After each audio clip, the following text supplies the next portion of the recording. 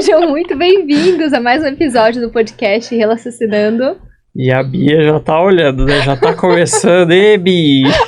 Hoje ela tá que tá. Ela tá muito legal. Hoje ela tá daquele jeito, tá participativa. Eu sou Henrique, psicólogo clínico, especialista clínico e em relacionamentos. Eu sou Simone Guimarães, psicanalista, especialista em psicanálise e em relacionamentos. Eu acho que a gente já pode começar falando sobre Kaká. Vamos começar falando sobre o Kaká. Essa semana a gente viu alguns vídeos, né? A gente viu alguns conteúdos, né? Eu vi até alguns vídeos de Red Pills, né? Não que eu gosto de referenciar Red Pills. Um dia a gente fala sobre isso, não vai ser hoje.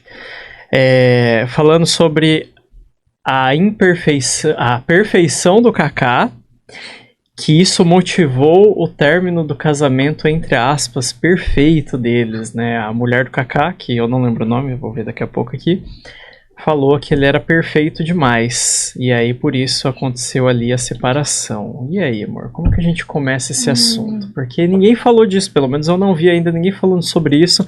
Porque se você acredita que realmente a perfeição leva um fim no casamento, você está errada. E a gente já começa falando disso. Eu acho que é uma ótima desculpa que as pessoas arrumam, né, nesse argumento de que, tá vendo? O cara é muito perfeito, viu como não dá certo ser perfeito? Tem que ser vacilão pra mulher gostar, pra mulher se sentir atraída. E isso é uma fala conveniente, né? Só corrigindo uma coisa que eu falei aqui, né? Eu falei mulher do Kaká, não, ex-mulher do Kaká, né? Porque Ex-mulher. ele tá casado com uma outra pessoa agora, né? É isso. É conveniente, mas a gente precisa analisar o porquê que as pessoas, né? Quando acontece isso, é bem difícil, na verdade, acontecer isso, né? Esse tipo de reclamação, né? De falar, a pessoa era perfeita demais e tal. É difícil acontecer isso. A gente precisa entender por que a pessoa fala isso, né? Porque é conveniente, obviamente, né? Igual você falou. Mas a gente precisa entender, assim, o que a pessoa não está vendo ali. Porque algo não está sendo visto. E aí que a gente fala, a falta de terapia causa isso. Sim. Né? Porque algo não está sendo visto. O que não está sendo visto? Claro que a gente vai elaborar hipóteses, a gente não conhece ela, a gente não conhece o casamento deles, né? Conheceu, né? No caso, o casamento deles. A gente não conhece, não temos elementos, né, terapêuticos para afirmar. Então a gente vai elaborar algumas hipóteses aqui que pode se encaixar com o seu caso, algum dilema que você já passou ou está passando na sua vida. Ok, então eu vou continuar falando. A Bia quer falar também. Fala, Bia. Olha lá.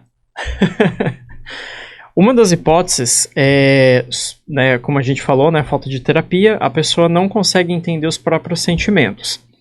Podem ter ações, podem ter ali problemas de consciência do tipo, será que eu não estou me atraindo mais pela parte sexual da pessoa? E aí essa dificuldade de alinhamento sexual cria um distanciamento emocional, porque a admiração ali existiu, né? Inclusive ela fala muito bem dele, né? Depois do término.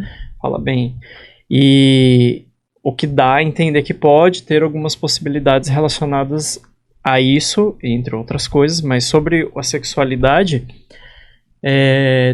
pode ser que a pessoa não queira assumir isso para a sociedade, né? Acho que até porque deve ser bem desconfortável, né? Uma pessoa famosa, né? Falando sobre a sexualidade, às vezes a pessoa não quer falar, né? Eles não quiseram falar, e é justo, eu acredito.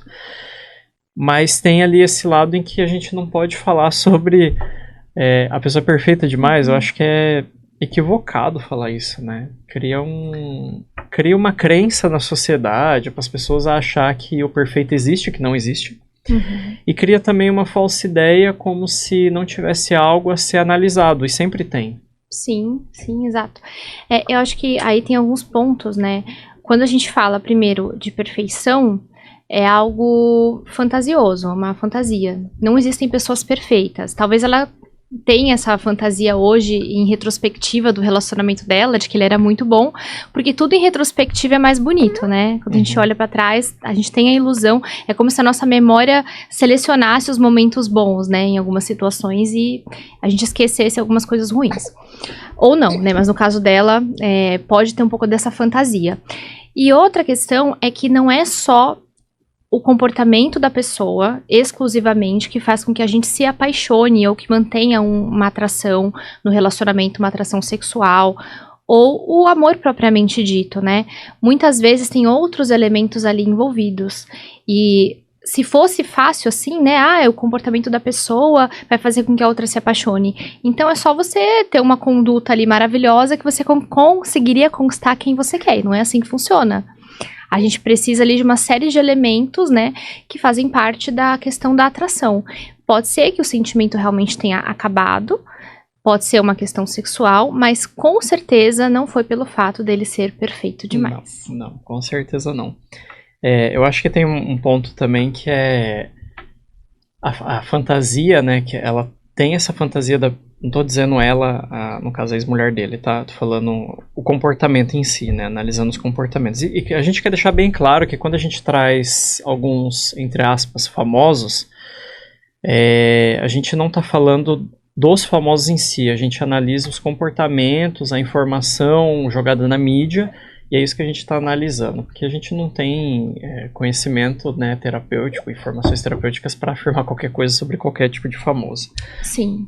E mesmo que tivesse, acho que não poderia também, né, amor? A gente não poderia sair daí até, tendo tal fulano que é famoso, vou falar dele. Não pode, antiético, a gente não faria isso. Mas enfim, voltando à ideia, essa fantasia que acontece para perfeição também acontece para imperfeição, né? Uhum. Que é aquela coisa do desejo de querer desenvolver algo na outra pessoa, né? E elas, às vezes, na maioria das vezes, elas se conversam, né? Então, assim, é aquela pessoa, né, vou falar mulher aqui numa perspectiva feminina, é aquela mulher que conhece um cara legal, o cara é bacana, trata bem, gente boa, mas aí o ex lá, que é aquele cara que não é legal, que maltrata, que abusa, que utiliza de forma ruim, e aí tem aquela fantasia, ai, mas o ex voltou, esse cara de agora eu não sinto aquela coisa, e pelo meu ex eu sinto, né, aí tem essa fantasia de melhorar, desenvolver outra pessoa é um grande problema. Ela tem uma fantasia que o perfeito é sem graça, sem sal e sem açúcar, não é gostoso, e o imperfeito é bom porque é como se tivesse graus a ser alcançados, né? Tivesse etapas, sabe? Tipo desafios, níveis. Sim. Tem uma outra possibilidade também, né? Além do que a gente conversou aqui, sobre a questão de a pessoa ter a ilusão de que existe a perfeição e através da perfeição o relacionamento vai se sustentar com isso, que não é um fato, porque tem vários outros elementos envolvidos no amor, na paixão, na atração, que é o fato de muitas vezes a pessoa ter uma associação de paixão, amor, com ansiedade, ou seja, com coisas ruins, né, que ela vivenciou. Então, vou dar um exemplo para vocês, a questão da própria forma de você educar uma criança através do tapa. Quando você educa uma criança dessa forma, né, você está agredindo essa pessoa, ela cria muitas vezes na cabeça dela a associação de que meu pai me bate, mas ele está falando que isso é pro meu bem. Então, ele me bate, mas ele me ama. Então, quem ama pode bater, desde que seja por amor. E ela acaba levando isso muitas vezes para a vida adulta, o que é algo muito ruim, porque ela entra nos relacionamentos muitas vezes associando amor, atração. E o que a Simone falou faz todo sentido, porque é o que a gente vê na clínica, né, amor? Vários e várias, né, principalmente mulheres, pacientes que comentam sobre o porquê que eu amo, o porquê que eu me apaixono por aquilo que me machuca. Uhum. Que é isso, né? É essa ideia do machucar, né? Eu bato em você porque eu te amo, né? E aí isso vem lá da raiz, né? Lá da infância. E aí essa criança cresce confusa, claro, né? Tá me batendo, mas diz que me ama, que é pelo meu bem. Uhum. E aí na fase adulta, obviamente, confunde-se, né, o sofrimento, né, e a gente não tá falando só sobre agressão, tá, a gente tá falando, agressão física no caso, a gente tá falando sobre qualquer tipo de agressão, né, manipulação. Exato, agressão verbal, violência psicológica. Ironia, deboche, bullying. Sim, exato. E aí isso explica muita coisa do porquê talvez você tenha essa paixão confusa, né, por aquilo que faz mal, por aquilo que causa dor, porque foi aprendido desse jeito. Ok, mas e aí, o que a gente faz com isso, né? E aí, descobrir, vocês estão explicando, e o que a gente faz com isso? Bom, Você pode até tentar sem terapia, ok. Eu até acho que dá pra conseguir sim, com leituras, com bastante enfrentamento, mas é difícil. Mas, ok. Mas a maneira de lidar com isso, de enfrentar isso, é você entendendo que a paixão, no caso, né, ela vai estar naquilo que faz bem, na sensação de conforto, na sensação de paz. A gente já até comentou algumas vezes em alguns stories, né, amor, sobre isso. Você tem que focar que a paixão, o amor, ele vai estar na tranquilidade, não na agressividade, não na ansiedade. Bom, basicamente é isso.